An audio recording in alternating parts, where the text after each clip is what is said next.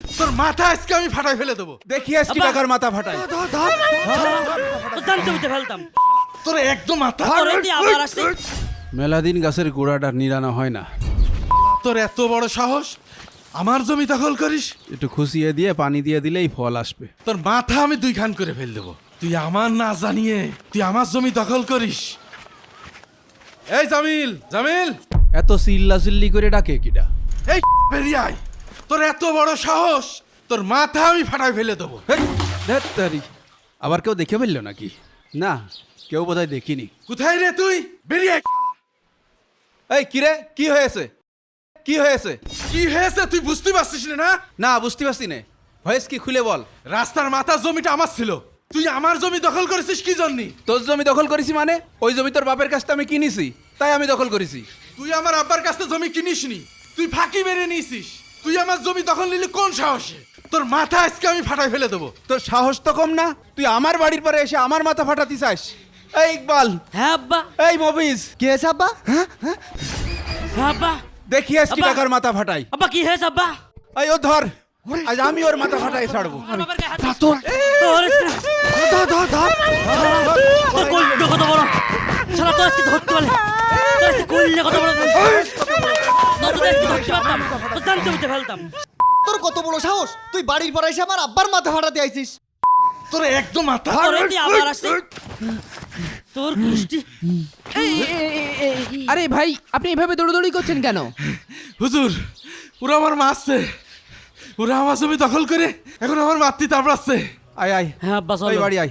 ওর পরে দেখে নি মানে। আচ্ছা আচ্ছা, চলেন ওনাদের সাথে একটু কথা বলি। আসেন আসেন আসেন। এই যে ভাইয়েরা, একটু শোনেন শোনেন। চাচা, কি বিষয় কি? আপনারা তাকে মারতে যাচ্ছেন কেন? হুজুর, আপনি জানেন না, ওর বাপের কাছ থেকে জমি কিনেছি, সেই জমি ঘিরেছি বলে ও বাড়ির পারে গেছে লাঠি নিয়ে আমার মাথা ফাটাতি। ও, বুঝতে পেরেছি।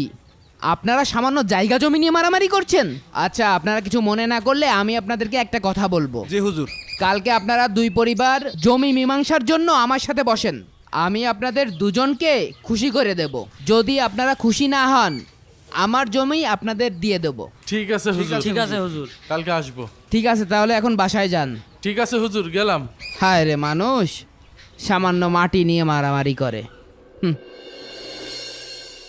আমি আপনাদেরকে অজু করে আসতে বলছিলাম, আপনারা কি অজু করে এসেছেন? জি হুজুর, জি হুজুর, জি হুজুর। আমরা উজু করে আসিছি। শোনেন, আল্লাহর রসুল সাল্লাল্লাহু আলাইহি সাল্লাম বলেছেন, যদি কোনো ব্যক্তিকে একটা পৃথিবী দিয়ে দেওয়া হয়, তবু সে আর একটা পৃথিবীর আকাঙ্ক্ষা করবে। অর্থাৎ মানুষের লোভ অনেক, আর মানুষের চাহিদার কোনো শেষ নেই। আচ্ছা, আপনারা যে সম্পদের মালিক হয়েছেন, একটাবার বলুন তো, এই সম্পদ কিভাবে অর্জন করেছেন, কিভাবে ব্যয় করছেন, এই সম্পর্কে যদি আল্লাহ তাআলা জিজ্ঞেস করে, আপনারা কি এর সঠিক উত্তর দিতে পারবেন? না, না, তা দিয়া না, সম্ভব পারবো না। না। কিন্তু আল্লাহ তাআলা আপনার প্রত্যেকটা সম্পদের হিসাব নিবেন। যদি এই হিসাব আপনি সঠিকভাবে না দিতে পারেন, তাহলে আপনি জাহান্নামে চলে যাবেন।